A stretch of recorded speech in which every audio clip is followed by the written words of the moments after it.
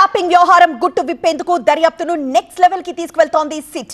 నిందితులను ప్రశ్నించడంతో పాటు బాధితుల వాంగ్మూలాలు కూడా రికార్డ్ చేసిన సిట్ ఇప్పుడు మరో రౌండ్ విచారణకు సిద్ధమైంది. అదే సమయంలో కీలక నిర్ణయాల దిశగా అడుగులు వేస్తోంది. ఫోన్ ట్యాపింగ్ కేసులో సిట్ కీలక నిర్ణయం తీసుకుంది. ప్రభాకర్ రావు వ్యవహారంలో సుప్రీంకోర్టును సిట్ ఆశ్రయించనుంది. ప్రభాకర్ రావుకు రిలీఫ్ రద్దు చేయాలని కోరనున్నారు పోలీసులు. మరోవైపు కస్టోడియల్ విచారణ కోసం నాంపల్లి కోర్టులో పిటిషన్ వేసే అవకాశం కనిపిస్తోంది. ఇక ప్రభాకర్ రావును ఇప్పటికే 3 సార్లు అధికారులు ప్రశ్నించారు. ఇవాళ 4వసారి సిట్ ముందు హాజరు కాబోతున్నారు ప్రభాకర్ రావు.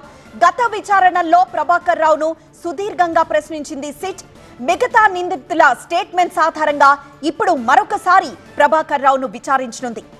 హాజరైన ప్రతిసారి దాదాపు 9 గంటల పాటు ప్రభాకర్ రావుని ఇంటరాగేట్ చేస్తూ వస్తోంది సిట్.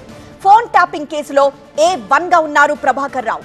అమెరికా నుంచి ప్రభాకర్ రావు వచ్చాక స్పీడ్ పెంచింది సిట్.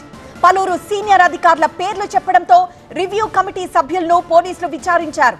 ఇక త్వరలో మాజీ డీజీపీ మహేందర్ రెడ్డి స్టేట్మెంట్ ను రికార్డ్ చేయనున్నారు సిట్ అధికారులు.